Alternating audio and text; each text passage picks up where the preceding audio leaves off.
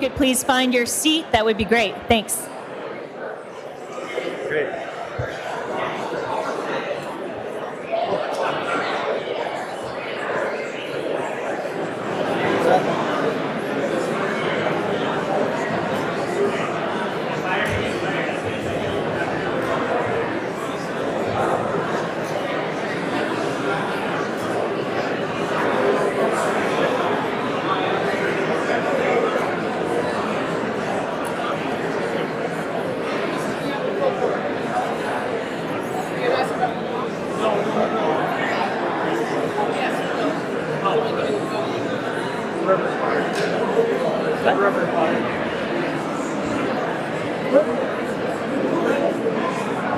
Yeah, get ready. Get ready. Yeah. There she is. She's right there. She's right there.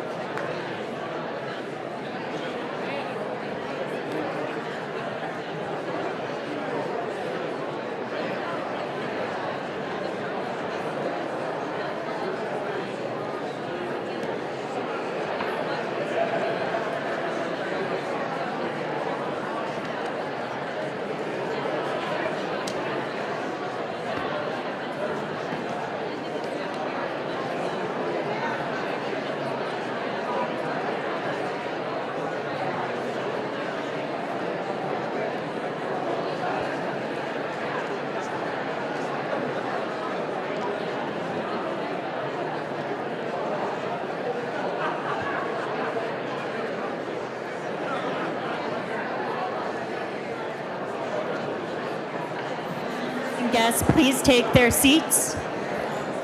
We are getting close to starting here. Oh. Okay, great. Yeah, I'll just look for your thumbs up.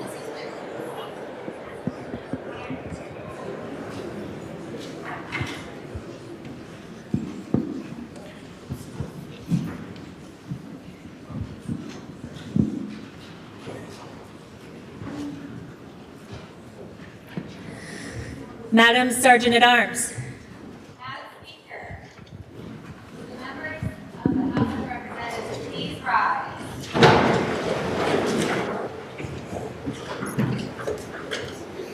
My honor to present to you the Vermont Senate.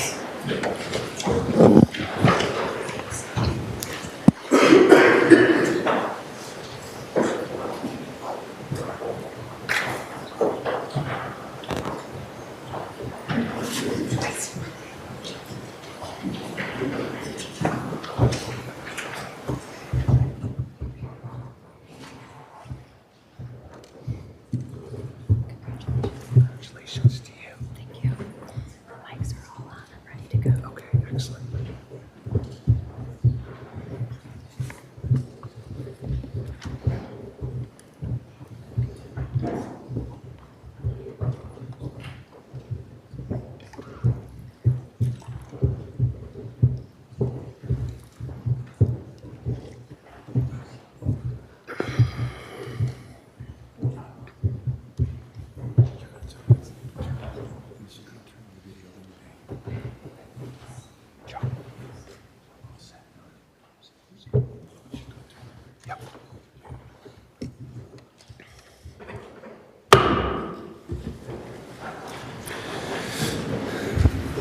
This joint assembly is convened pursuant to the provisions of JRS 3, which the clerk will now read. JRS 3, joint resolution to provide for a joint assembly to hear the inaugural message of the governor. Resolved by the Senate and House of Representatives that the two houses meet in joint assembly on Thursday, January 9, 2025 at 2 o'clock in the afternoon to receive the inaugural message of the governor. Please rise and remain standing while the honorable justices of the Vermont Supreme Court are escorted into the chamber by the Sergeant at Arms.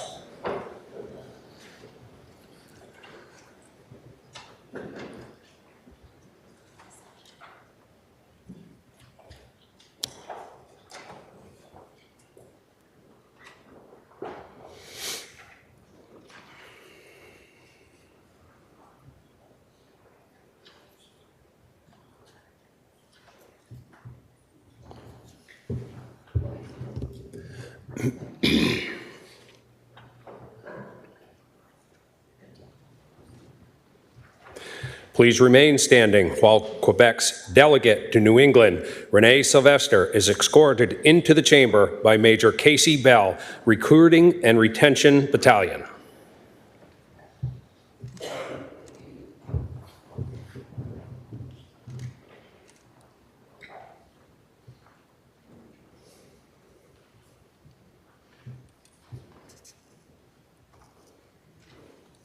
Please remain standing while Canadian Consul General, represented by Lisa Carrier, is escorted into the chamber by Sergeant First Class Yulia Benson, 40th Army Band.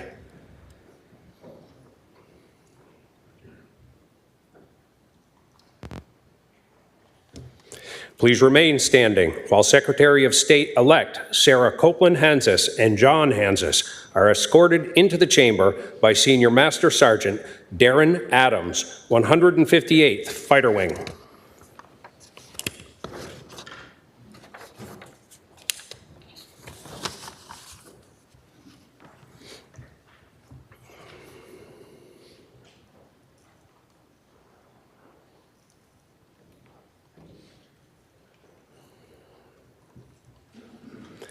Please remain standing while the Auditor of Accounts, represented by Deputy Auditor Tim Ash, is escorted into the chamber by Master Sergeant Kelly Burton, 158th Controller Light.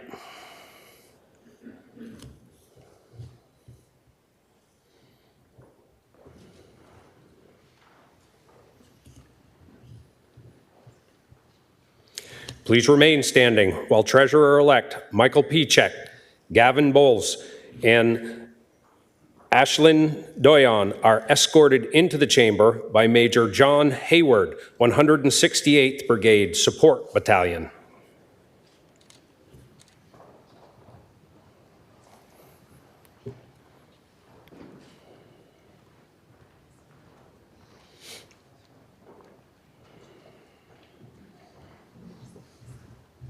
Please remain standing while Attorney General-elect Charity Clark, Lauren Yonda, and Robert McDougall are escorted into the chamber by Lieutenant Colonel Jason Boyd, 124th Regional Training Institute.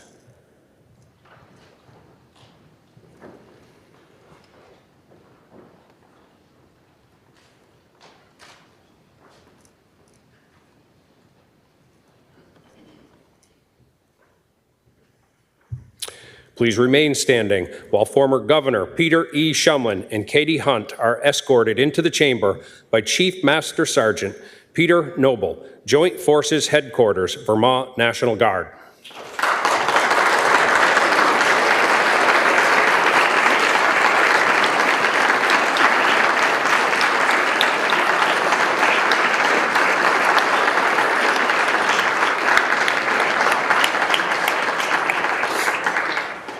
Please remain standing while former Governor and Mrs. James H. Douglas are escorted into the chamber by Master Sergeant Vladimir Sanon, 158th Fighter Wing.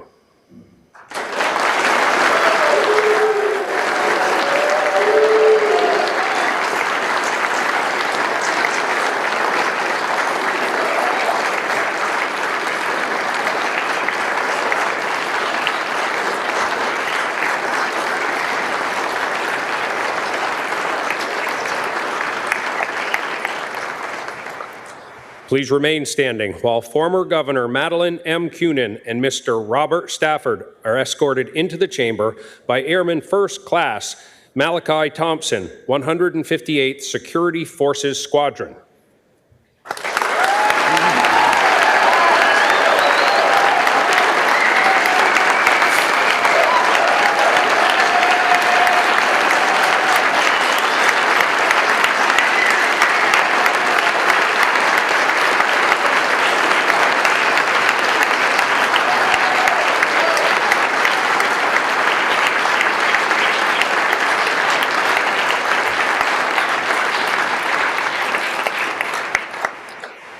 Please remain standing while Marion Dubois, Diana McTeague Scott, Erica and Rachel Scott, and Kevin and Donna Scott are escorted into the chamber by Colonel Robert Beaudry.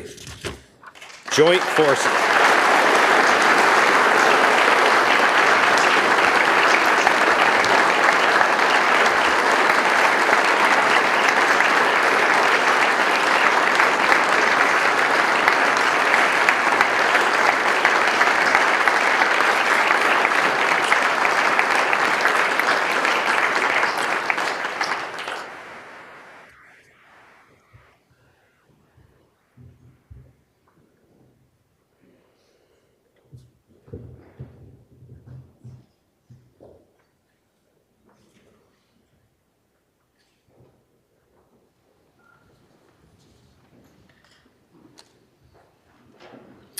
The chair recognizes the senator from Chittenden Central District for the purpose of making a motion. Mr. Chair, I move that a committee of 6 be appointed to wait upon His Excellency Philip B. Scott, the governor-elect, and escort him into the chamber for the purpose of receiving his inaugural message. The senator from Chittenden Central District has moved that a committee of 6 be appointed by the chair to wait upon His Excellency Philip B. Scott, the governor-elect, and escort him into the chamber for the purpose of receiving his inaugural message. Are you ready for the question? If so, all those in favor signify by saying aye. Aye. All those opposed signify by saying nay. The ayes have it, and the motion is carried. The chair appoints as members of this committee the senator from Chittenden Central District, Senator Baruth, the senator from Chittenden Southeast District, Senator Lyons, the senator from Caledonia District, Senator Beck, Representative Houghton, the member from Essex Junction, Representative McCoy, the member from Poultney, Representative Logan, the member from Burlington. Will the committee please assemble and perform the duties assigned to it? The General Assembly may be at ease.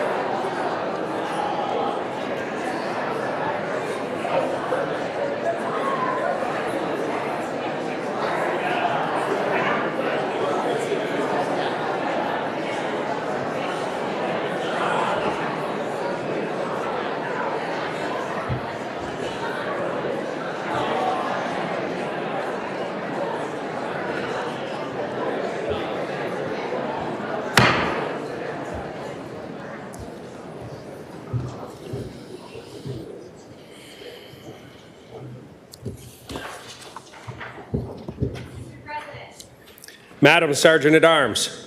Would the members kindly rise?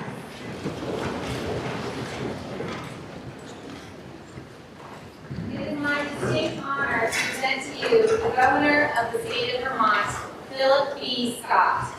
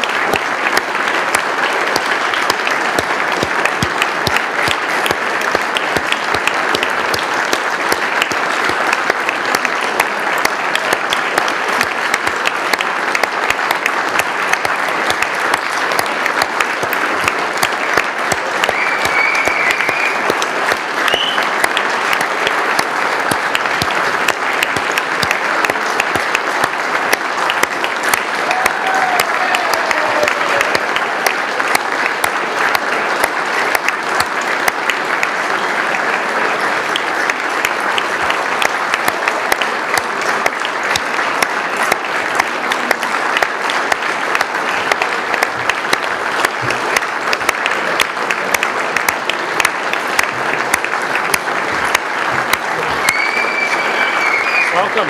Remember your first time here? I do.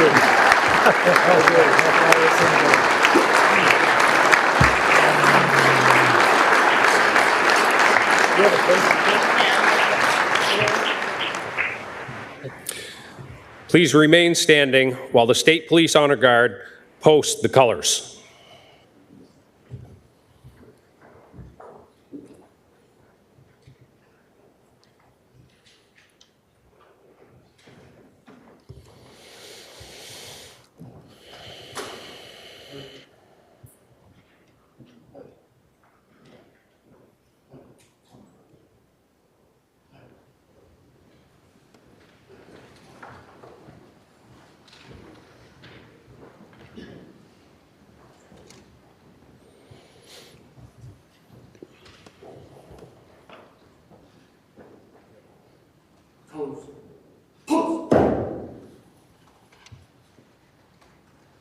Reason.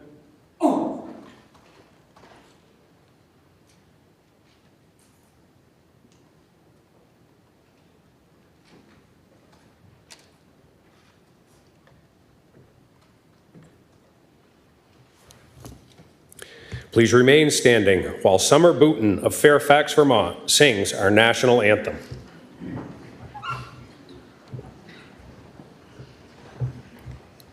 Oh, say, can you see by the dawn's early light what so proudly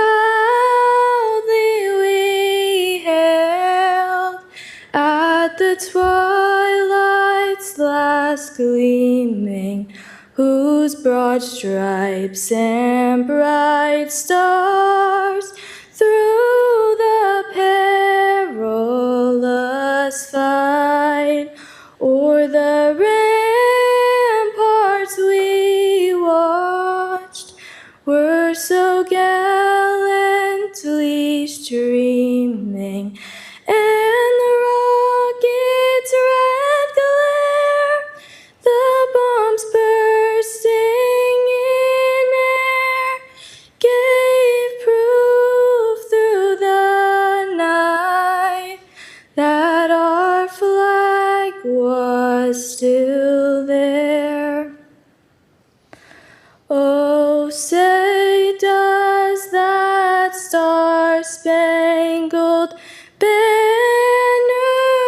yet wave o'er the land of the free and the home of the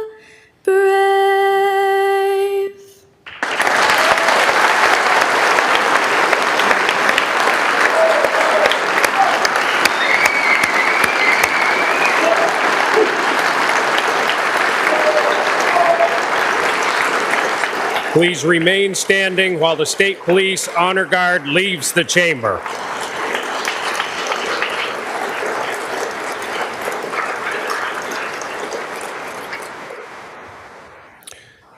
Representative Kevin Coach Christie will now sing America the Beautiful.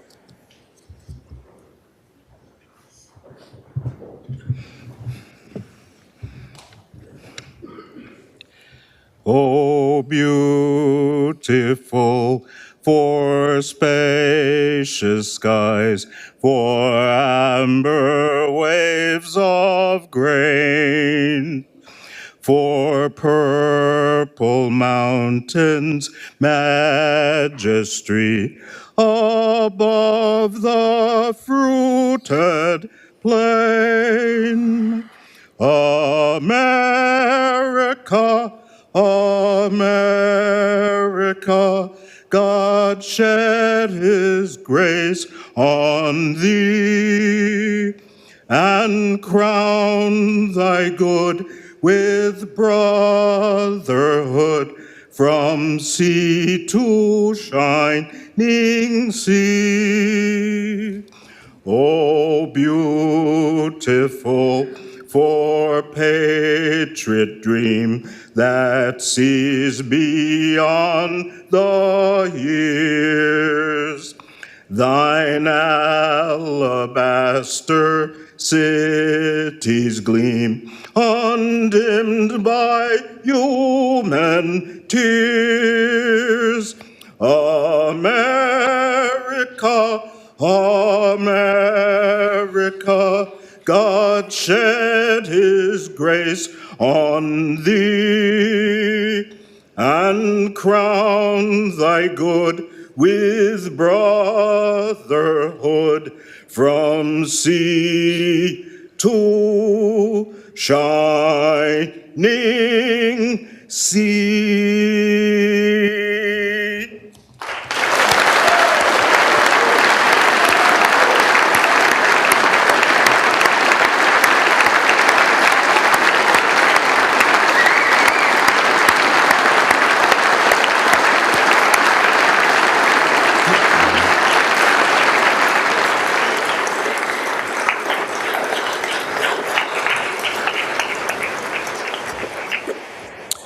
The invocation will be given by the Most Reverend Father Leopold J. Bilodeau, retired pastor, St. Monica's Church of Barrie, Vermont.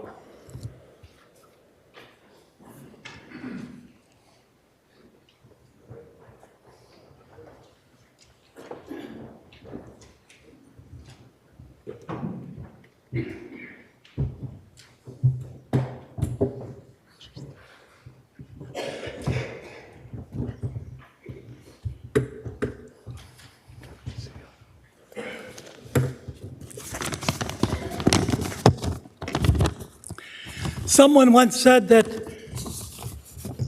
to he who sings, prays twice. So I'd like you to join with me in this little ditty.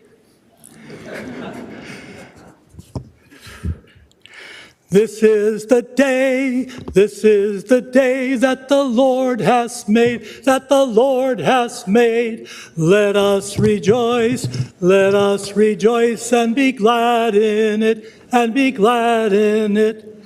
This is the day that the Lord has made. Let us rejoice and be glad in it. This is the day that the Lord has made. Thank you. Let us pray. Heavenly Father, source of all life, freedom, and authority, we come before you in solemn prayer on this inauguration day of Philip B. Scott, the 82nd Governor of Vermont, and John Rogers as the Lieutenant Governor. We thank you for the many blessings you have bestowed upon our state, from its shores to its green mountains, to its farms, towns, and cities. We ask that you continue to watch over this free state, its citizens, and its leaders, now and for many years to come. In a special way, we ask you to pour forth your blessings upon Governor Scott and Lieutenant Governor Rogers, as well as their wives and families, as they begin their special service to the state of Vermont. Bless them with wisdom, courage, and love as they take the prescribed oath and accept the heavy responsibilities of our state's highest offices.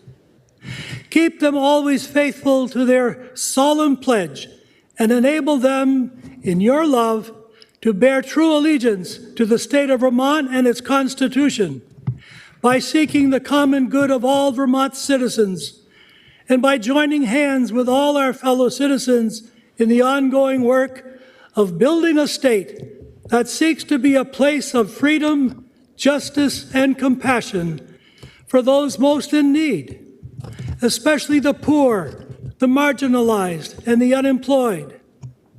A state that cherishes and uses wisely the resources with which you have endowed our land. May Vermont, founded as a beacon of religious liberty and toleration, continue to uphold this most cherished freedom by welcoming in the public square faith and the values that flow from faith. Show us the path, Lord, to be builders of relationships in our state and its communities, so that we may bring forth harmony from our diversity. Bless our governor as he seeks to create cooperation among the government, business, service, and faith communities, so that together we may create opportunity for all our fellow citizens, especially the young people, to fulfill their God-given potential in loving homes and families and effective schools. Lead us, Lord, in finding ways to build trust in communities, to curb violence, and to protect the homeless, the destitute, the infirm, and the elderly. Give our governor, our legislators, and all those in government service an ever greater measure of understanding as they address the difficult problems that we are facing all. Most of all, Lord, give us joy and give us hope that we may be preserved in the freedom and unity in that peace that the world cannot give. And after enjoying the blessings of this life, may we be admitted to those which are eternal. We make this prayer in thy holy name. Amen.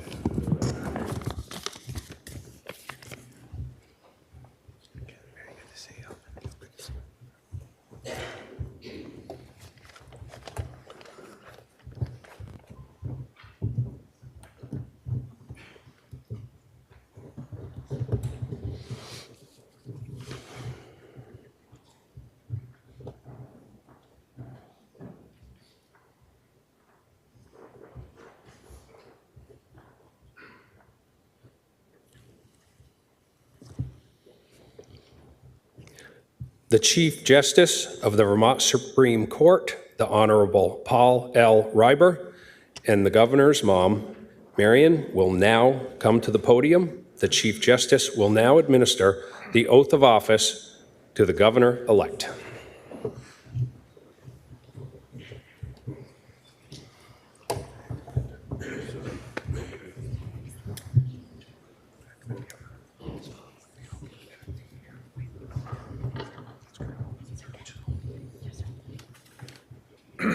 Governor, please raise your right hand and repeat after me.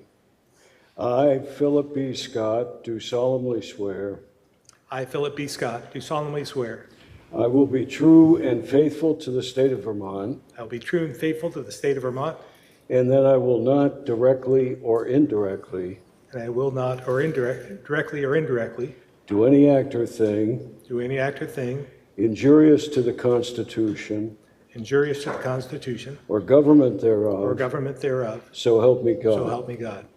I do solemnly swear I do solemnly swear that I will support the Constitution that I will support the Constitution of the United States, of the United States, so help me so help me God.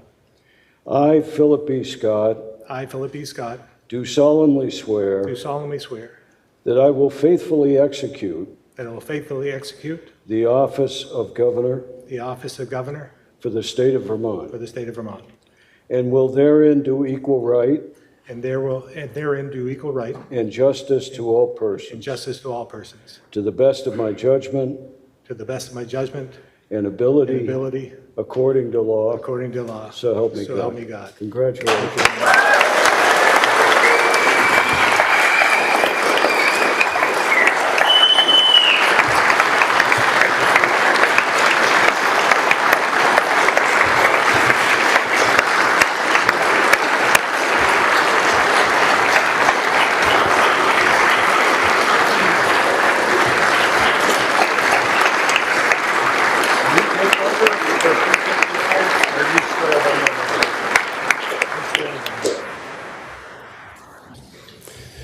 First, the oath of office will be administered to Michael Pichek.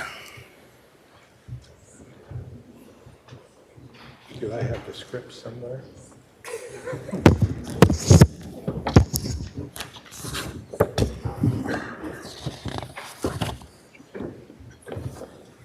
Raise your right hand and repeat after me. I, Michael S. Pichek, I, Michael S. Pichek, do declare and affirm do declare and affirm I will be true and faithful to the state of Vermont, I will be true and faithful to the state of Vermont, and that I will not, and that I will not, directly or indirectly, directly or indirectly, do any act or thing do any act or thing injurious to the Constitution injurious to the or Constitution government thereof, or government thereof, under the pains and penalties of perjury. under the pains and penalties of perjury. I, Michael S. Pichek, I, Michael S. Pichek, do declare and affirm do declare and affirm that I will faithfully execute the office of State Treasurer that I will faithfully execute the office of State for Treasurer the state of Vermont, for the state of Vermont, and will therein do equal right and justice and will therein do equal right and justice to all persons, to all persons, to the best of my judgment and ability, to the best of my judgment and ability, according to law, according to law, under the pains and penalties of perjury. under the pains and penalties of perjury. I, this last one, I, Michael S. Pichek, I, Michael S. Pichek, do declare and affirm do declare and affirm that I will support the Constitution of the United States that I will support the Constitution of the United States under the pains and penalties of perjury. under the pains and penalties of perjury. Congratulations. Thank you, Governor. Thank you, everyone.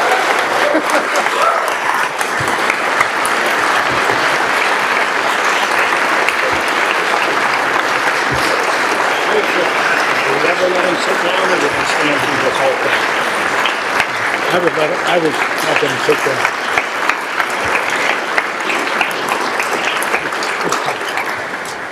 Seeing as we've been standing for so long, everybody can feel free to sit down. The oath of office will now be administered to Sarah Copeland Hansis.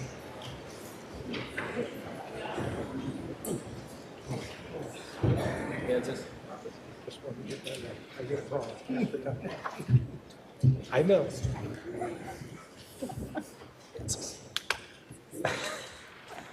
Raise your right hand and repeat after me.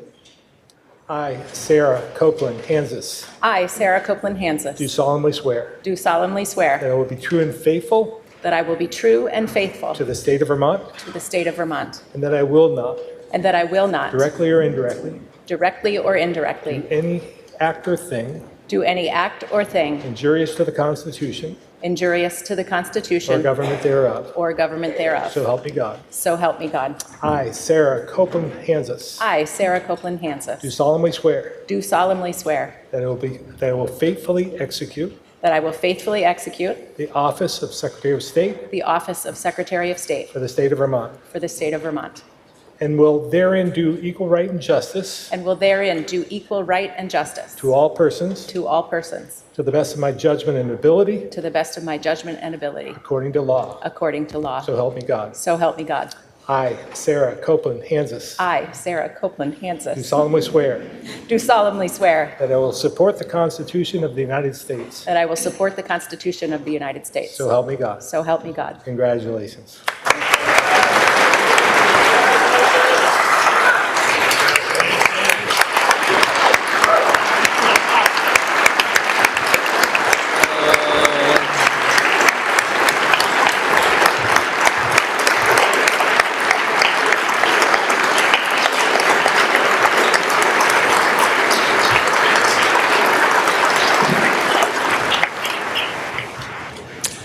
The oath of office will now be administered to Charity Clark.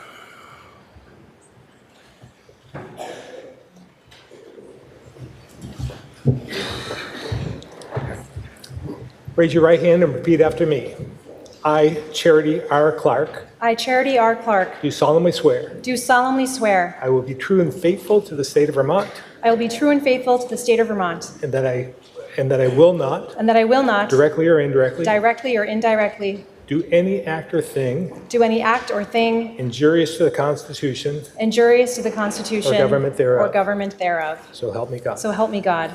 I, Charity R. Clark, I, Charity R. Clark, do solemnly swear do solemnly swear that I will faithfully execute the office that I will faithfully execute the office of Attorney General for the state of Vermont, of Attorney General for the state of Vermont, and will therein do equal right and justice and will therein do equal right and justice to all persons, to all persons, to the best of my judgment and ability, to the best of my judgment and ability, according to law. according to law. So help me God. So help me God. I, Charity R. Clark, I, Charity R. Clark, do solemnly swear do solemnly swear that I will support the Constitution of the United States. that I will support the Constitution of the United States. So help me God. So help me God. Congratulations. Thank you, Governor.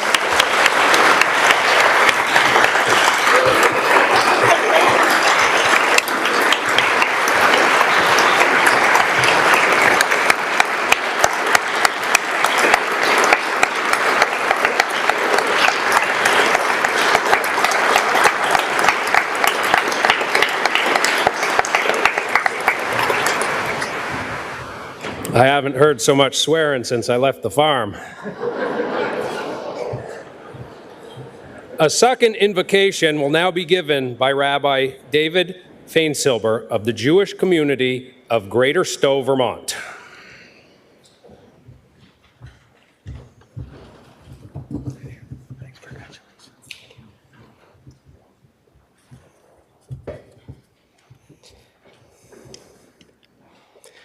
Coming together in the midst of winter's chill, help us, God of life, to feel the warmth among us, gathering by the civic hearth, as we wish Mazel Tov from the Hebrew good luck to Governor Scott, the statewide officers, and the legislators in their positions serving Vermonters. Chei ha'olamim, Eternal living one, let me speak to you, O God, from my heart, according to my Jewish faith in this State House, before these honorable people, each filled with dignity and worth. Let us pause and look around at our fellow Vermonters, meeting each other's eyes, seeing one another as created in your image, each imbued with sacred purpose.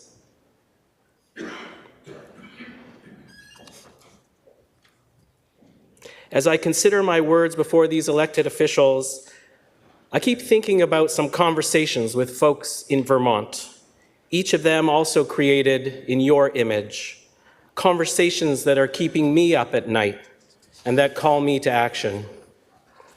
In recalling each person, I invite our elected officials and our fellow Vermonters to please join me in offering our prayers and commitment to them. Like the dear friend and colleague, a brilliant working mother, a community leader who told me of her employment uncertainty, who is living without a proper kitchen, and whose landlord neglects ongoing issues in her family's home. Or the wonderful mother, an incredible artist, who has recently attempted suicide, in part because she is anxious about losing her current housing. Or the couple who are both transgender, good neighborly people, wise people, who live afraid for their lives in the current climate.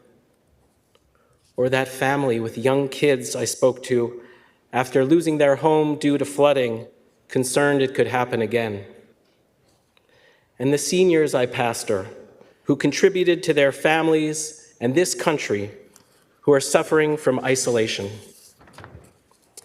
And the boy among too many, targeted with anti-Semitism in one of our local schools, and the teen who is dealing with racism, or the many I speak to about their struggles with mental health. Or that conversation that still plagues me with the father who was sleeping in the car with his family through the Vermont winter, still trying to get his kids to school on time. God of the orphan, the widow, the stranger, the most vulnerable among us, you filled each one of us with a spark of life that cannot be extinguished. Each of us with intrinsic worth and vast potential. Each of us with many identities and a unique purpose to offer. Each person I shared about is created B'Tselem Elohim, in your divine image. I know this because each one is utterly incredible and inspiring. How, despite challenges, each contributes to their communities with their uniqueness. Imagine how much more each person could offer of themselves if they weren't struggling to survive. What a gift to their families, Vermont, and the world if they had the support to thrive to their fullest potential. As we say in our weekly prayers in our congregation, O God, bless our diverse inhabitants equally in the light of your presence, that we might build a society based upon compassion, justice, and opportunity for all. Compassionate God, may Governor Scott and all these lawmakers and their families lead lives of meaning and value, affirming each day the sacred purpose in their governing. Help our lawmakers to know the power in their words and deeds. Imbue them with dignity, that they might help to build a society that affirms the worth and potential of all. One conversation, one deed, and one legislation at a time. Guide them to see their fellow citizens and all those who dwell here as neighbors and friends, cultivating circles of care so everyone feels supported. Lead them into their communities to ask what keeps Vermonters up at night, actively seeking the voices of the voiceless. And joining Vermonters together as one sacred, diverse tapestry, may you, our political leaders, in relationship with community leaders and all those you serve, model a cooperative way forward for our painfully fractured country and for our broken yet beautiful world.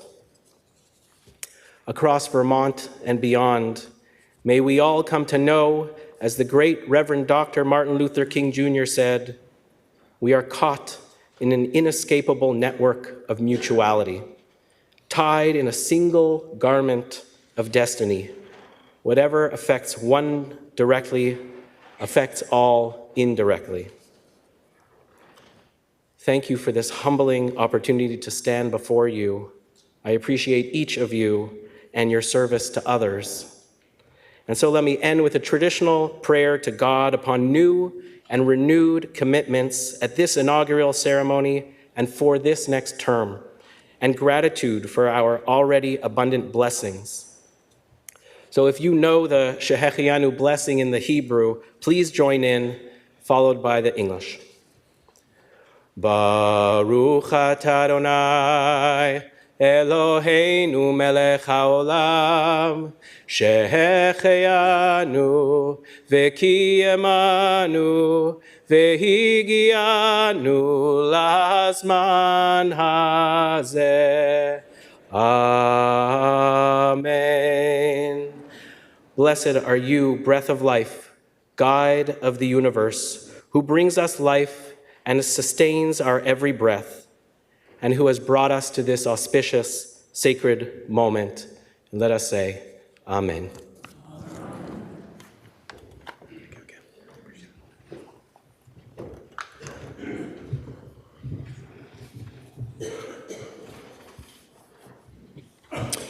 Patty Casey will now sing These Green Mountains.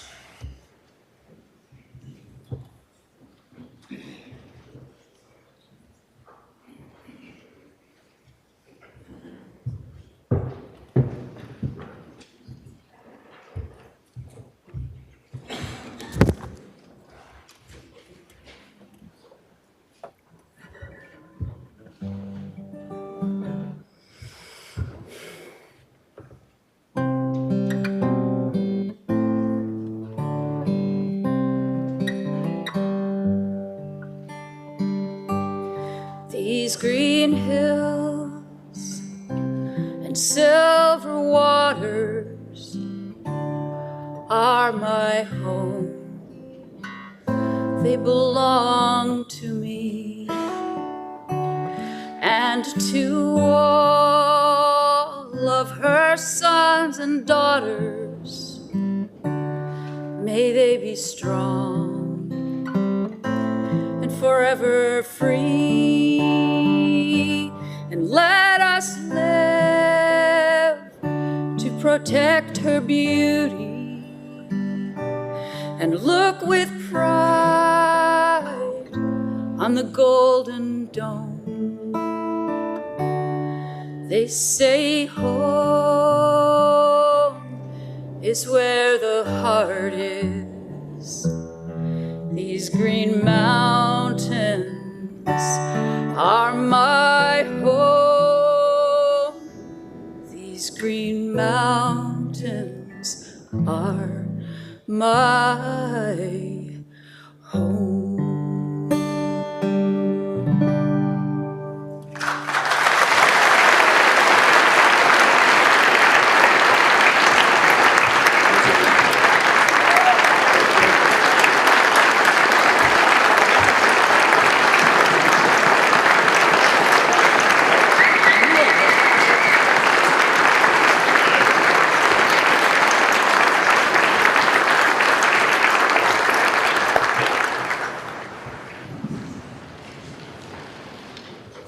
It is now my distinct honor to present to you the Governor of the State of Vermont, the Honorable Philip B. Scott.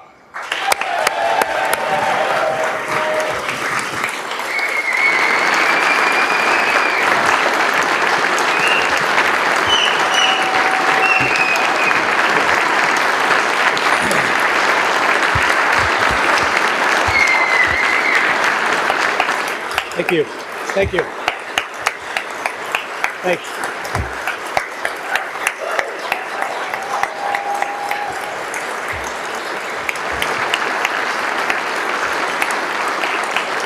Please.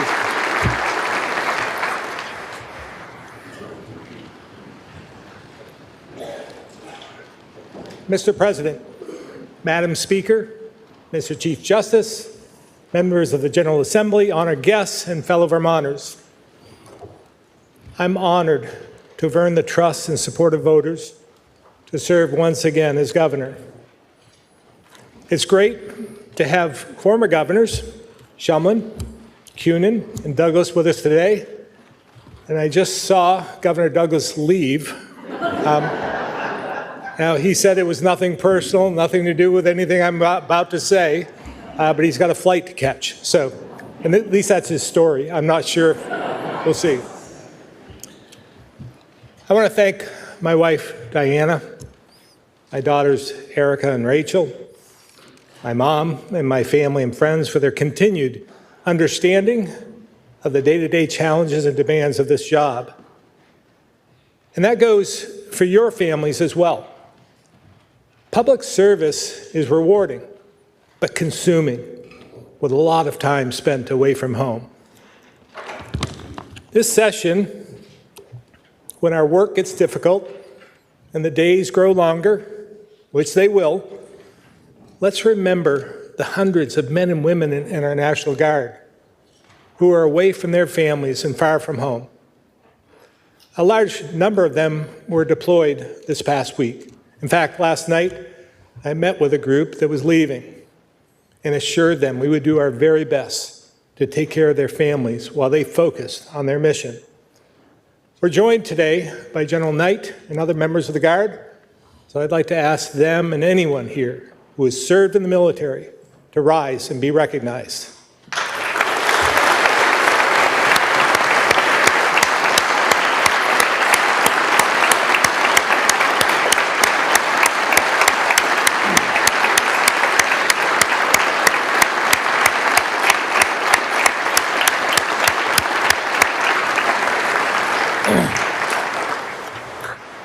I also want to acknowledge former legislators we've lost over the last year, who I had the privilege of serving with over my 24 years in this building. Bill Keogh, Kurt McCormick, Dick Sears, and Don Turner. And of course, there was my former seatmate, Bill Doyle, and my dear, dear friend and mentor.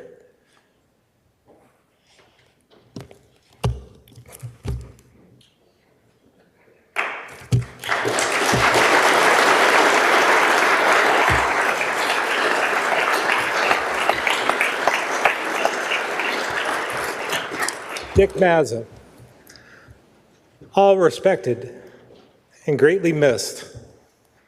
Between Senators Doyle and Mazza, they served 90 years in this legislature. One a Republican, the other a Democrat. But they had something in common. It had nothing to do with power or the influence earned in the hallways of the State House. They were both successful because their constituents back home trusted them to do the right thing and not fall into the trap of red versus blue, trusted them to put the people they represented first. See, they understood from the start that their job was to bring the perspective of their communities to the State House, not the other way around. They knew it wasn't legislators in this building who elected and re-elected them over those 90 years. So they worked for their constituents, their neighbors, and the folks who turned to them for help. When you think about it, that's really what being a legislator is all about. That's the job.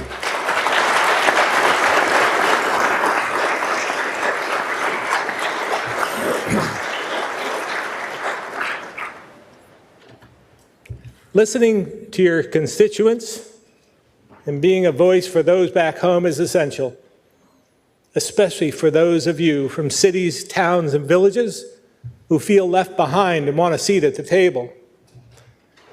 There's no doubt many communities, businesses, and families are struggling, but it's not hard to see that Northwest Vermont is doing better than all the others. And it's not to say this region doesn't have challenges, but overall, it's where you see a lower percentage of kids in poverty, lower energy costs, higher median incomes, higher home values, and more new housing being built. And while we're desperate for workers across the state, the size of the workforce in Chittenden and Franklin counties is the highest it's been in recent history. But as the rest of the state struggles to catch up, they carry the same burden of increasing taxes and fees and navigate the same complicated mandates and regulations. And regardless of how well-intentioned these policies are, they're expensive and require resources that places like Burlington, Shelburne, and Wilson may have, but small towns like Chelsea, Lunenburg, Peacham, Plainfield, and even Rutland, Newport, or Brattleboro do not. Too many bills are passed without considering the impact on these communities. Let me read a vote explanation from former Essex Caledonia Representative Terry Lynn Williams, which she gave last year in tears. She said, "Don't come up to me today and ask me how I am. The answer is, I'm sick, and I'm afraid, and I'm defeated, and angry, and sad. There you have it. Don't ask, because you have no idea or don't care what you're doing to my county and the other 70% of Vermont." Now, you may not agree with what she said, but we can't ignore how she feels. And she's not alone. 2 years ago, I shared the story of a somewhat angry guy from Essex County, and that's not you, Senator Ingalls. He confronted me while I was up in the Northeast Kingdom saying, "We're crushing him," and that Montpelier couldn't care less about what they did to folks like him in places like Island Pond. Now, I realize many of you go back home and face constituents with these same concerns and challenges, where your workforce and student enrollment has been declining for years, or your select board doesn't have the time or resources to apply for complicated grants, or your school board is struggling and your community needs jobs and a better economy. So if any of this resonates with you, here's something to think about. There are 17 senators and 83 House members who represent these left-behind communities, which means if you ignore party labels, you actually have the majority here. So let's work together to pass bills that fix the problems that matter most to your constituents and set aside the ones that don't. Let's put our communities above all else, reset the playing field so it's fair and benefits all of Vermont.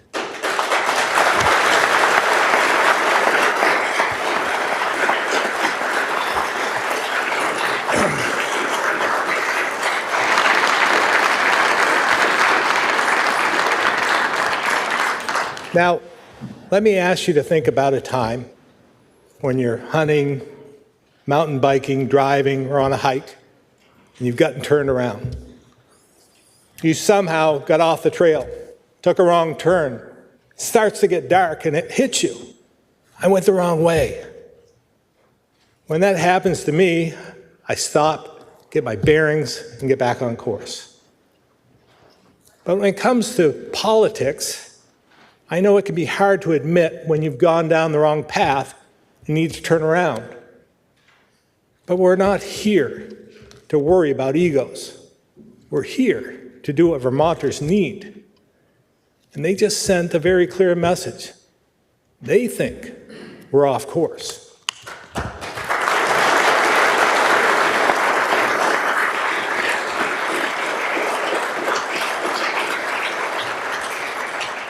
For my first 6 years as governor, we built budgets that funded our needs, made new investments, and stabilized the state's finances, all without asking Vermonters for more. This common sense approach led to historic surpluses, so we can invest in the initiatives we cared about without raising taxes. It wasn't always easy, but in the end, we were able to come to an agreement. The last biennium, things changed, and the legislature didn't have to compromise. So they built and passed budgets that met their wants, and then raised taxes and fees as necessary to pay for them. In response, Vermonters told us loudly and clearly, they expect us to get back on course, to spend within their means, and above all else, make Vermont more affordable for them.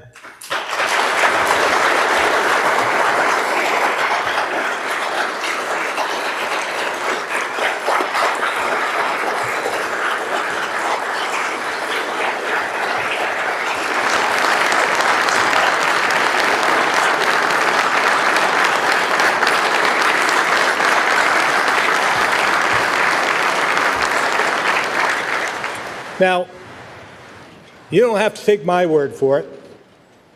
Just listen to Travis, a Harwood alum and Moortown resident who rushed from work to a public meeting so he could tell whoever would listen, I don't live here, I survive here.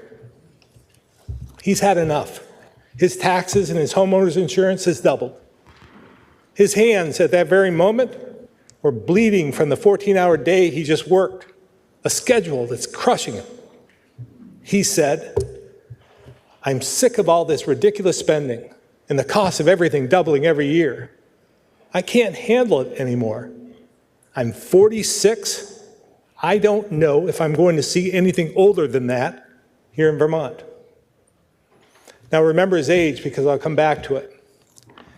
He ended his comments with a simple message.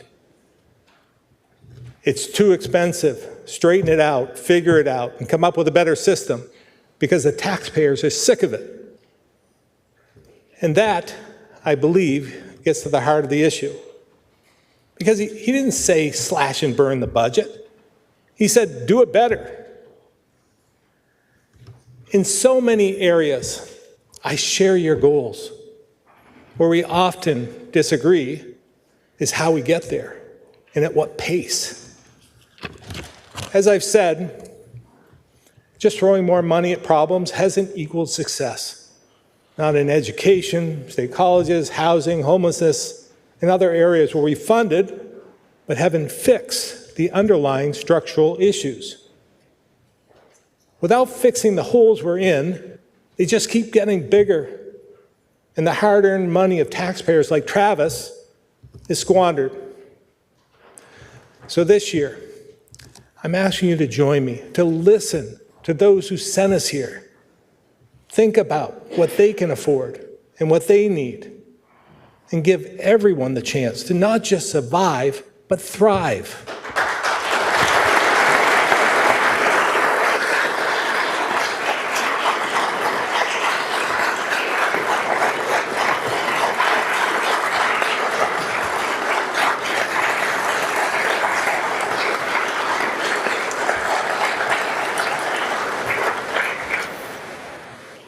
There's no doubt the root cause of our challenges is demographics, especially the size of our working class and number of students, which has been shrinking for decades.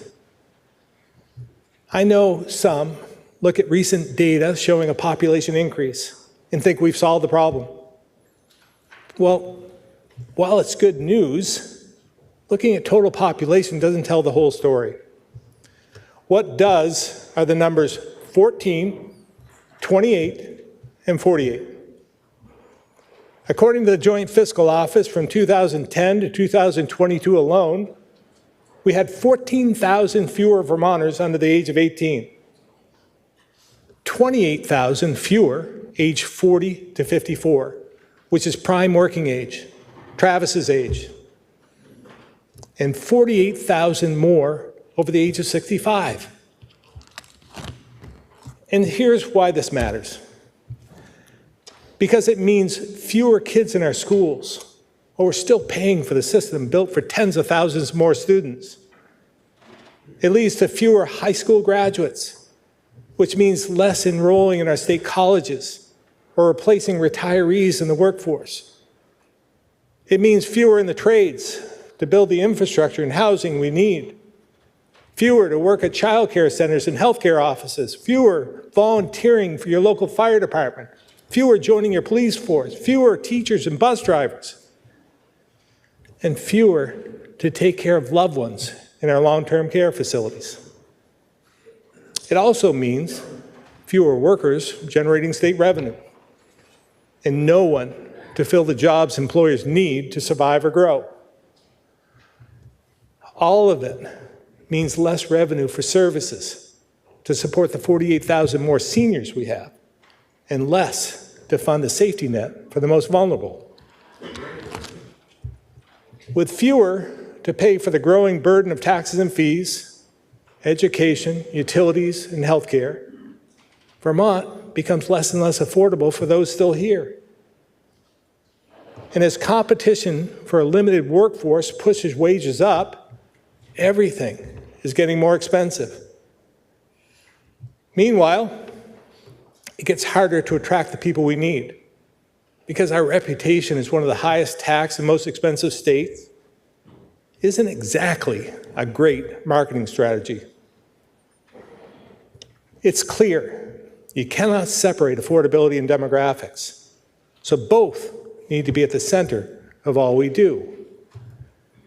As I say all the time, we need more taxpayers, not more taxes.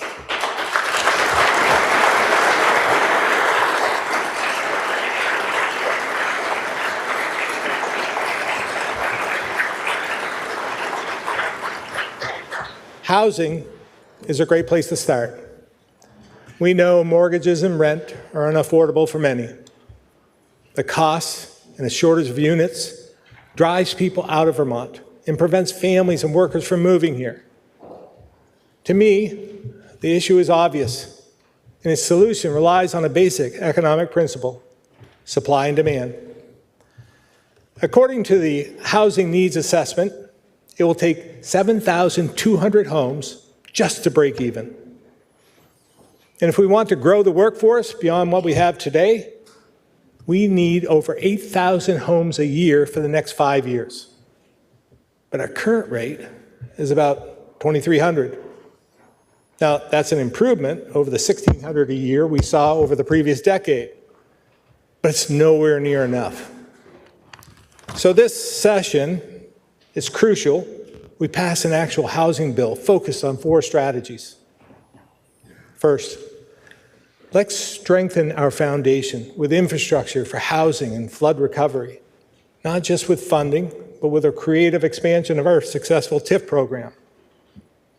Second, we can give a helping hand to neglected communities by continuing to transform dilapidated houses into homes and economic opportunity. Third, we need more people investing in and revitalizing working-class neighborhoods. So let's continue to grow creative programs like VHIP and help more mom-and-pop investors be part of the solution. And fourth, if this is truly the crisis we all know it is, let's treat it like one. In order to make real progress, we've got to address our appeals process, which has been abused for far too long. And we have a lot more work to do on last year's land use bill, like expanding the Act 250 exemptions currently provided to a select few and giving rural communities a seat at the table so they too have an opportunity to thrive and grow.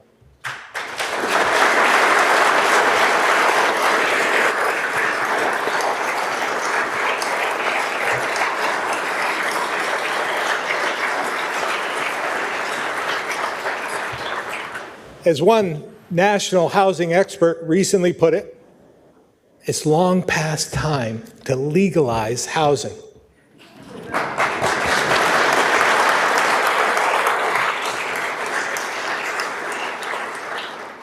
More housing plays an important role for another key challenge, education.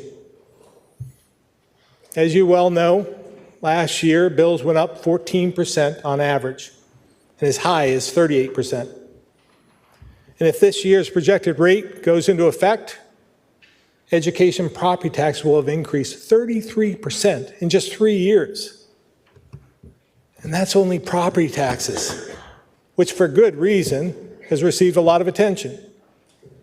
But what's not as obvious is all that's been added to the Ed Fund from other sources. 100% of our sales and use tax, about $600 million a year, goes into the Ed Fund. So does 1/3 of our purchase and use tax, and 1/4 of our rooms and meals tax, as well as 100% of the new short-term rental surcharge, and all lottery proceeds.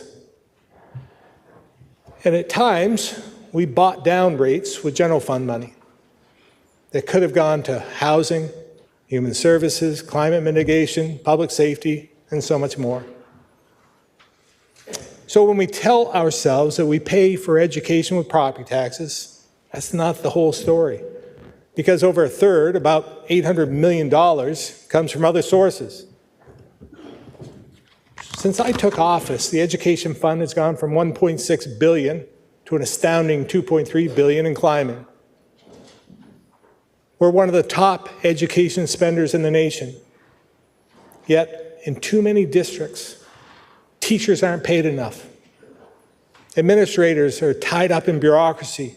Schools have too much empty space, and many are in disrepair. And most importantly, our kids aren't seeing the best outcomes. With what we're spending, we should not be in the middle of the pack on any educational scorecard.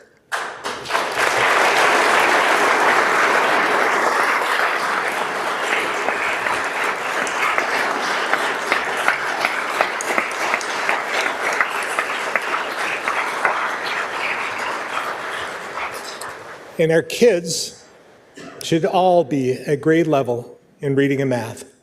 But in some grades, less than half hit the mark. While educators, administrators, parents, and kids are doing their very best to make things work, the statewide system is broken and failing them. So, what's causing the problem? First, it's the way we pay for it, the funding formula. 48 states set the amount they will spend on education each year. Vermont does not. Here, every school budget is set by school boards. And if local voters pass it, the state is required to pay it, no matter how much it costs. Then the state sets the property tax rate using the CLA, grand list, pupil weights, and a bunch of other complicated stuff that few understand.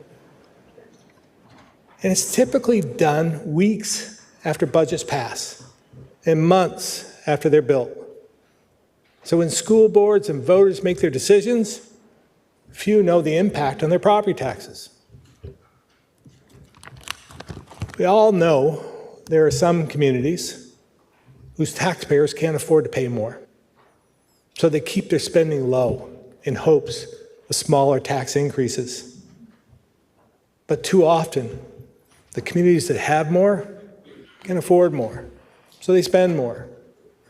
And those higher spenders can actually increase the rates of those whose kids and teachers are getting less. Next, we need to take a hard look at how we govern and administer education.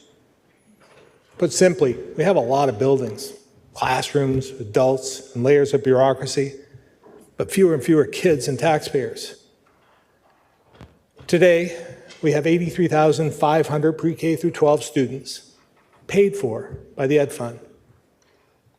For the 80,000 who are in public schools, we have 52 supervisory unions, 119 districts, and 287 individual schools. We also have among the very smallest class sizes in schools in the nation, and the very lowest student-to-teacher and student-to-staff ratios. Now, some may think this is a good thing, and maybe it is. But the evidence shows that many high-performing schools throughout the country are larger, with bigger classes and higher ratios. The bottom line is, our system is out of scale and very expensive. And as obvious as these challenges are, we haven't been able to fix it.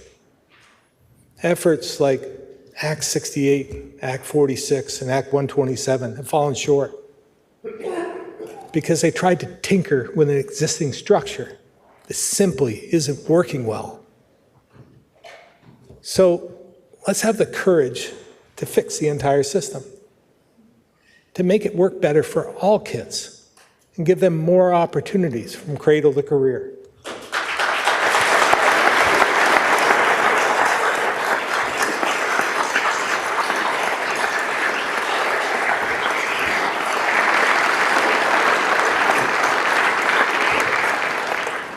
With my budget in 2 weeks, we'll share our full proposal to improve the quality, equity, and sustainability of the pre-K through 12 system in Vermont.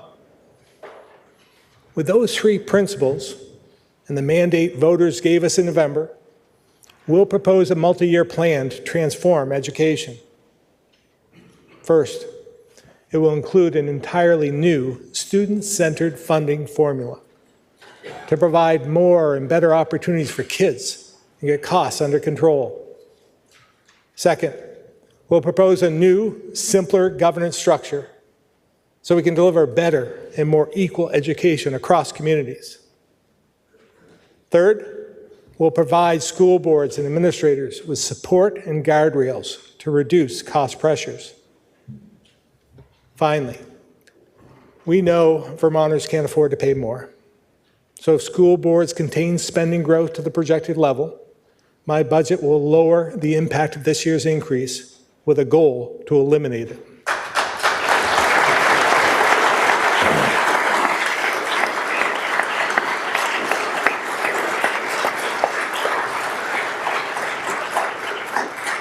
Now, I'm not going to sugarcoat it.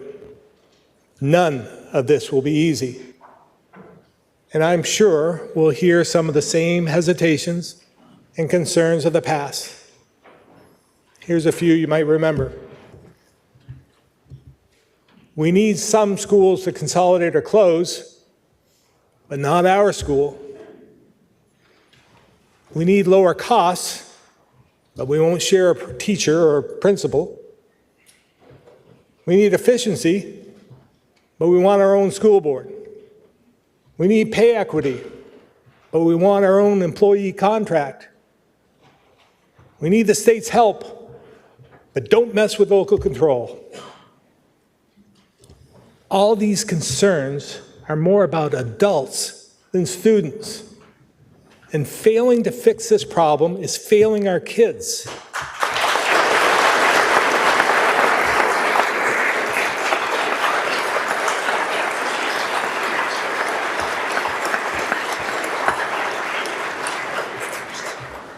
So let's be bold. Let's be the ones who make the difficult decisions to move towards the real change the system needs and our kids deserve.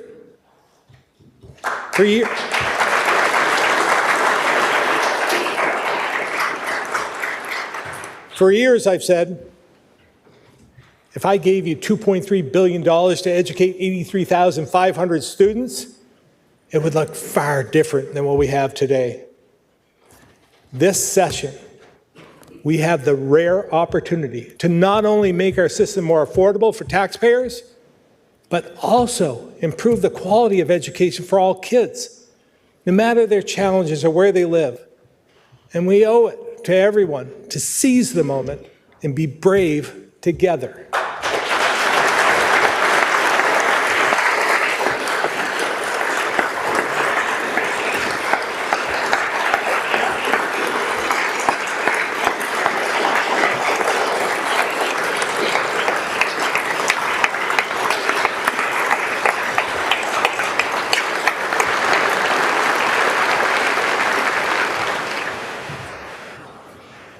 There are no silver bullets, no simple solutions to any of this.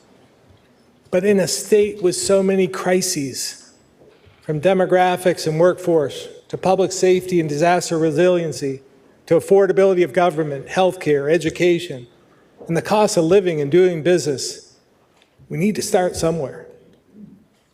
I believe prioritizing housing and education in a way that makes Vermont more affordable, not less, is how we make the biggest gains. In the coming weeks, we'll talk about how to stabilize our healthcare system, share proposals to improve public safety, strengthen communities, and support climate change policy that's achievable and affordable. So we'll be juggling a lot of issues, but it's more important than ever to prioritize and stay focused on the fundamentals that matter most to Vermonters. In a few short months, I'll be standing right here again as we adjourn the first half of the biennium. Those of you who have been around a while know our time together will be gone in a flash. So, on that day, what is it you want to have done for your community?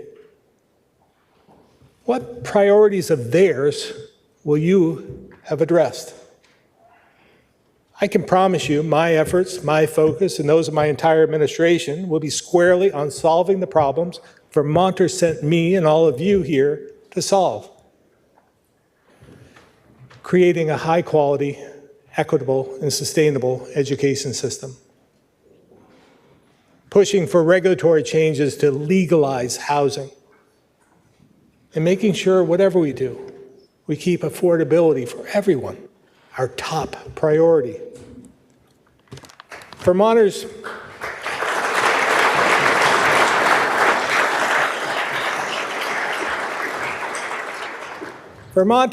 asked us very clearly to separate our wants from our needs and to fix, not just fund, issues that have a major impact on their lives.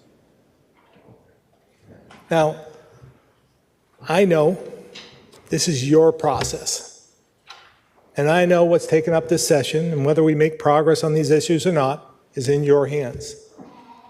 So I'm asking each of you to think about what Vermonters will say about our work at the end of the session, to use the time between now and adjournment wisely, to prioritize the issues and perspectives of your constituents, and make sure the concerns of your communities are heard.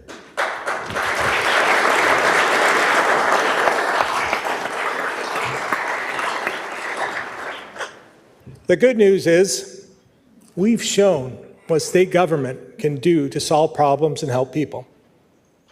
We, all of us, saw it during the pandemic, and I often think back to what it took to build that response.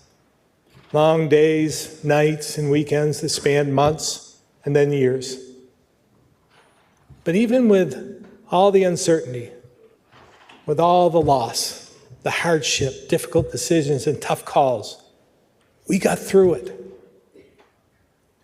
And with the federal aid that came our way in the aftermath, we, all of us, strengthened 246 water treatment systems, supported over 600 businesses, created nearly 2,000 homes, protected 3,500 acres with climate change mitigation projects, and improved broadband for over 100,000 households and businesses.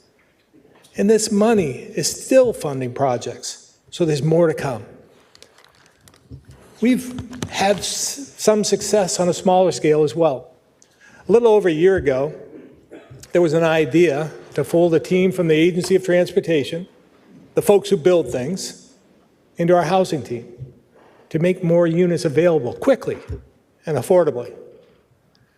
When floodwaters damaged dozens of homes beyond repair for the second year in a row, this group stepped up to say, we can help.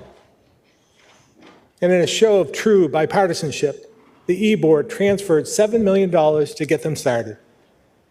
In a matter of months, they've improved 34 empty lots and placed 32 mobile homes with 5 already under contract for purchase. And that's just one example. Here are a few more.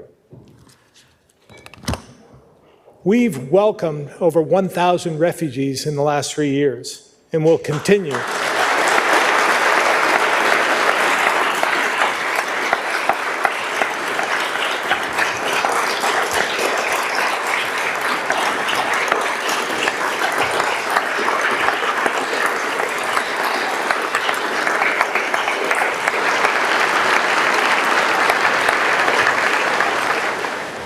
And we're going to continue to do our part.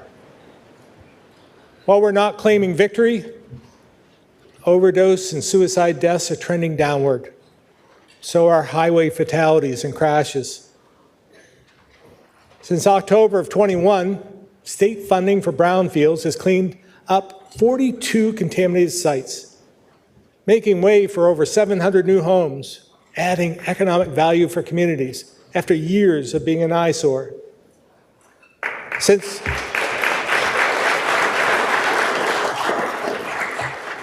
Since 2020, our VHIP investments have brought 500 affordable apartments online, with almost 500 more under construction. As you recall, the average grant is about $36,000, which is a bargain in today's market.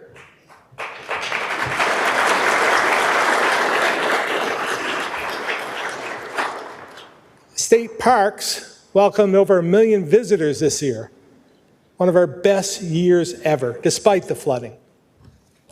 VOREC, the Vermont Outdoor Recreation Collaborative, is paying off, contributing $2.1 billion to our economy in 2023.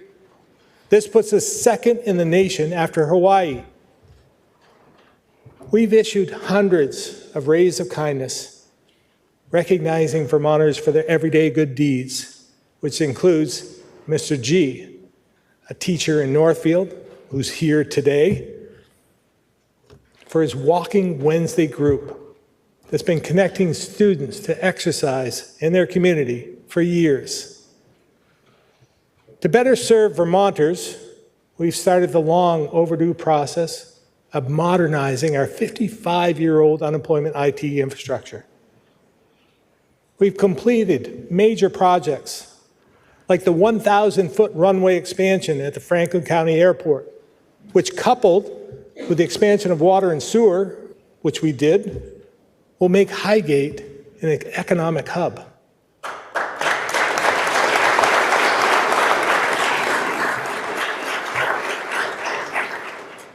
We brought train service from Burlington to New York City after 2 decades of waiting.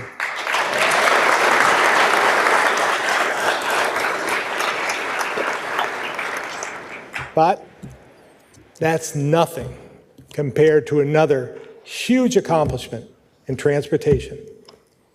Because this year, we had just one truck stuck in Smuggler's Notch.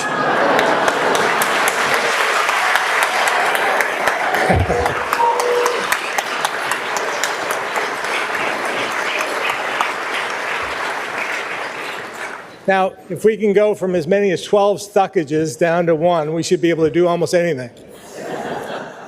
Kidding aside, all across the state, there are good things happening, large and small, every single day.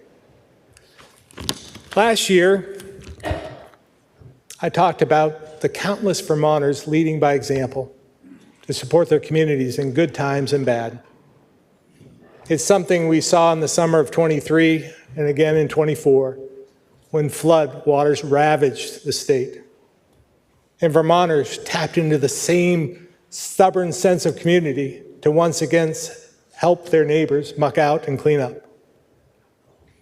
But it's not just about lending a hand. It's the genuine concern for others, the selflessness that sets us apart. About a month after this year's flood, me and my team were in Lindenville, talking with the town about their many challenges. With back-to-back floods, the local teams were exhausted. The NEK's 2-person long-term recovery group was struggling to keep up with all the need. The select board was piecing together funding to cover costs, and they were all spread too thin. But what struck me, and has stuck with me, was something one of the local homeowners said. Carrie and her husband Nathan gave us a glimpse of life on Brook Road, which along with Red Village Road, saw some of the worst damage and left many, them included, on an island in their own homes. Since they couldn't drive in or out, they had to walk one kid up the road and the other down to get them to school. Family members were carrying in groceries on foot. And as their generator was running low, they were trying to figure out how to get fuel. But Carrie wasn't sharing this story to complain. Her point, her concern, was not about her family or even the challenges of her town.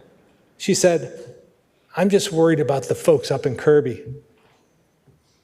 Because even with all Lyndon's struggles, she knew they had more resources than their smaller neighbor. This is the selflessness.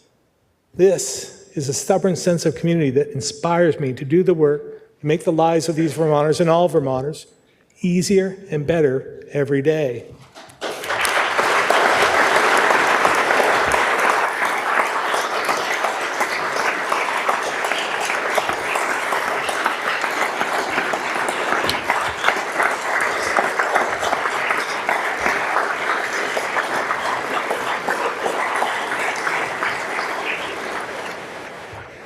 My friends, whether it's putting the needs of your neighbors ahead of your own significant challenges, leaving your family for months to protect democracy around the world, or being a trusted and honest voice for your community over decades, the examples are there for us. We just need to learn from them. This year, once again, we've been asked to step up, to solve big problems and help people. And there's no doubt our challenges are great. But if we meet them head on, accept reality, but refuse to settle for it, I know when this session comes to a close, we'll be able to go back to our communities with our heads held high, proud of the work we did here. We'll go home with a renewed sense of duty and hope of the brighter future that all Vermonters deserve.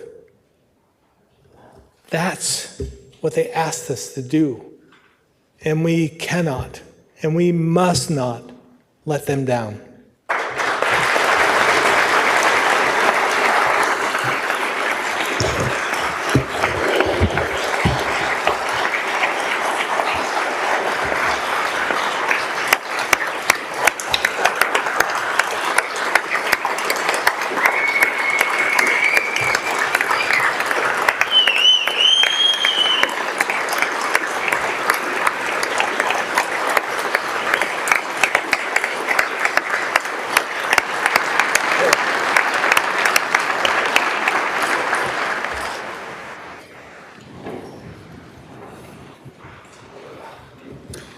The benediction will be given by the Reverend Robert A. Potter, Senior Minister, Peacham Congregational Church.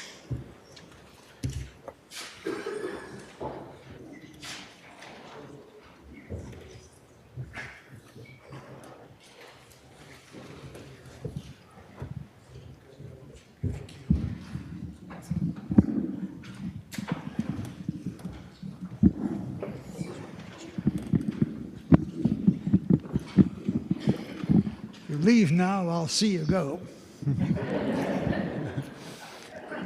Ministers are sometimes accused of talking down to their congregation. Truly, we are here on the same level, except for the guys behind us. I asked Scott Peck one day, why does he want to be a senator instead of a representative? And he said, well, I want to sit up there in one of those big red chairs.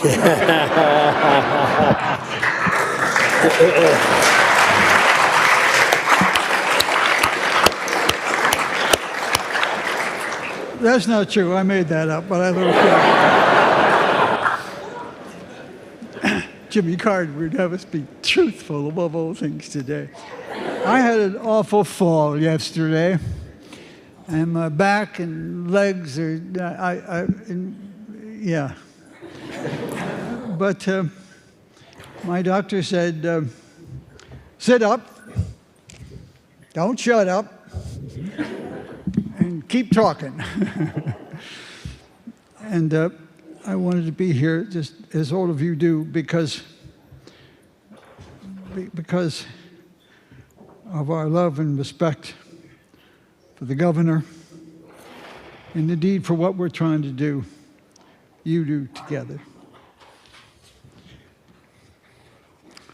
I've been thinking, though, if I get a little lightheaded if I stand up, so they made me sit down here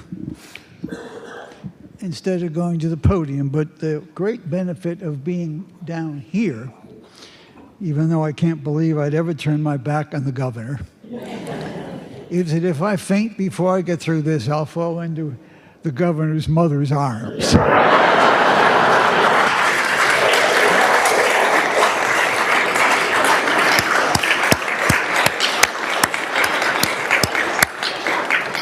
She's a dear friend of many years, so she'll understand, won't she?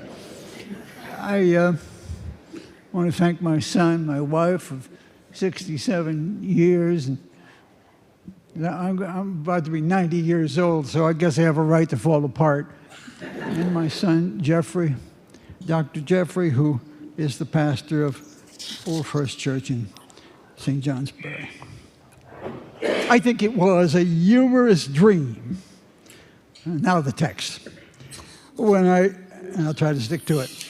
When I conversed with my longtime friend, the governor, I said, Phil, you cannot afford, and he leaned in, of course, at the very words, you cannot afford not to have me give the benediction at your inauguration.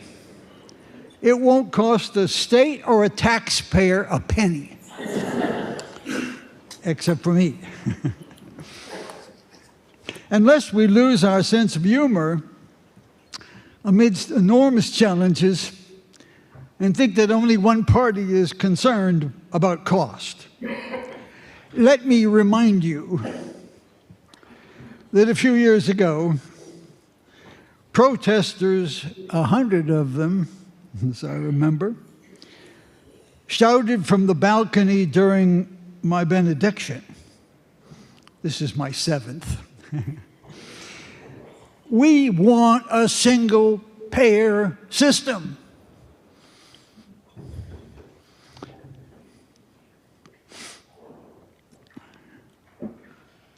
And the governor at the time was a Democrat. Can you imagine a Democrat saying we can't afford it? Now, those are not my words. I've just come from the town dump. Well, not just, but. And they told me which party to vote for. And I said, no thanks. And they sort of backhanded me and said, get out of here. It's very humbling to be thrown out of the town dump.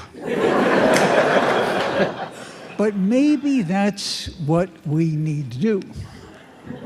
Because no party has obviously a corner on truth, and we know that. I also come here on a day when we honor two great Americans, Jimmy Carter and Martin Luther King, in a few days. And I thought it might be helpful for me to remind you of my long personal ties with Martin Luther King.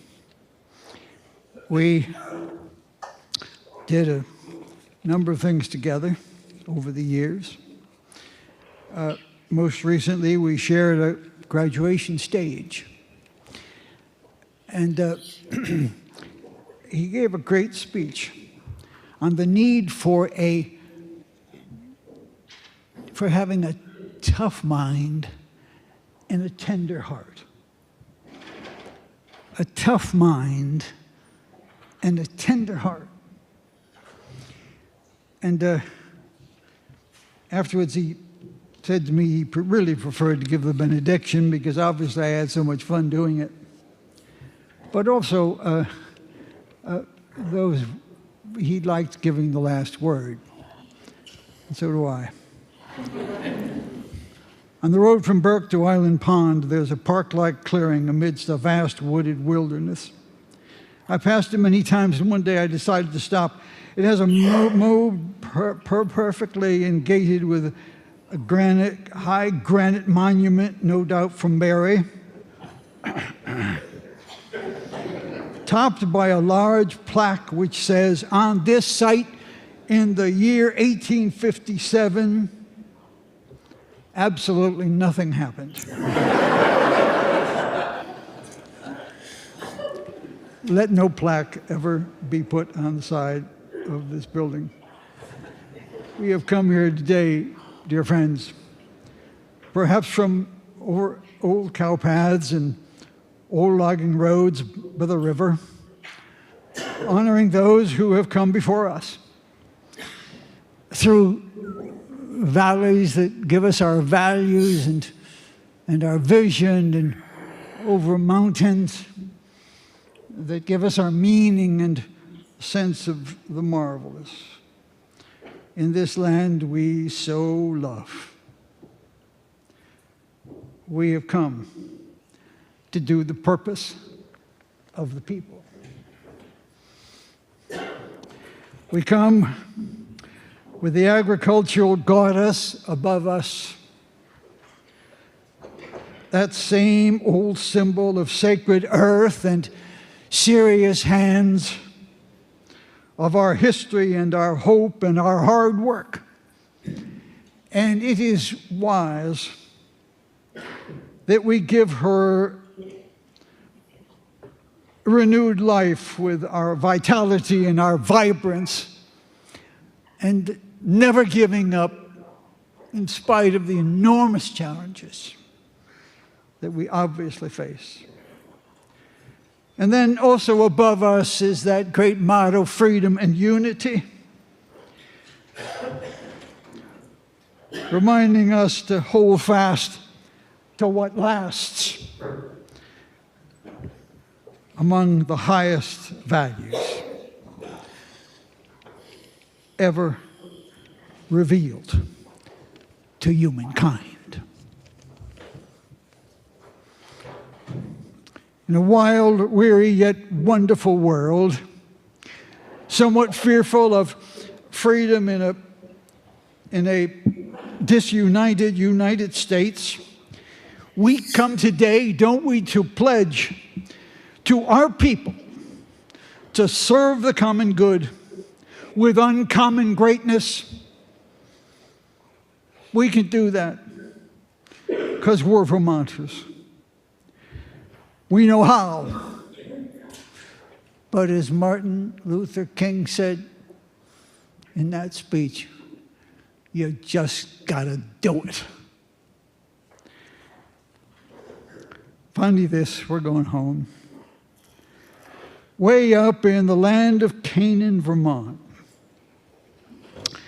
near where I recently served the Church of the Great North Woods, I found a mountain called Monadnock, Indian for a mountain that stands alone. Mountain that stands alone. Magnificent for a mountain, but not for you and me. In Phil's first inaugural address, he told us that his father died when he was 11. My mother died when I was 11. We knew then and we know now that we do not stand alone.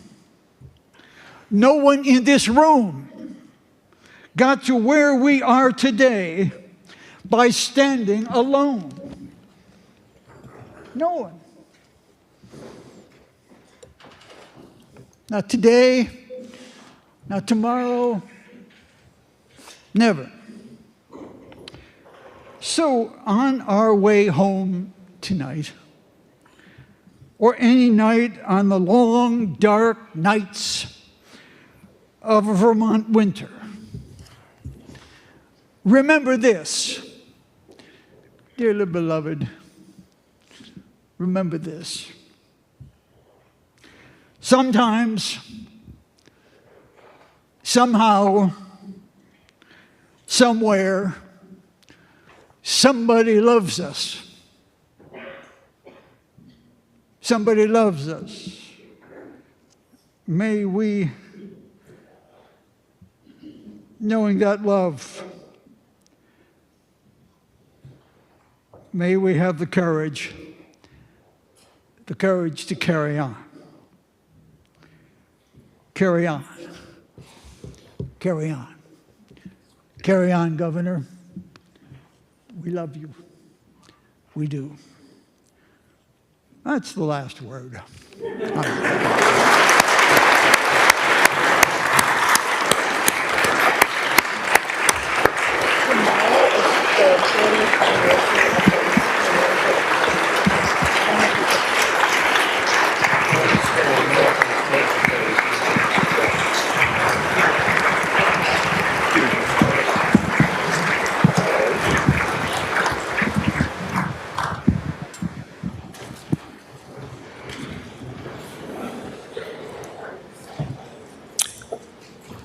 Sorry, I'm a little slow to the draw. Will the joint assembly please remain standing? And will the committee please reassemble and escort the governor from the chamber?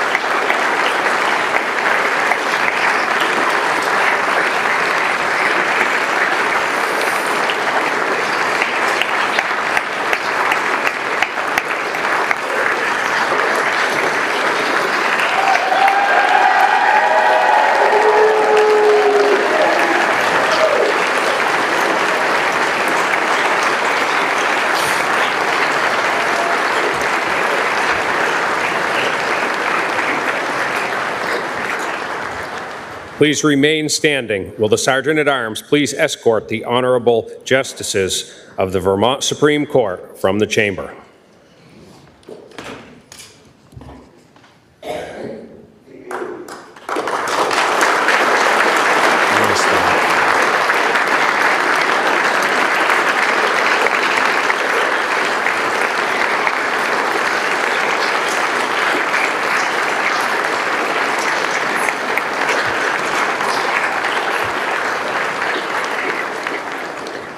Please remain standing while the family of the Governor Scott is escorted from the chamber.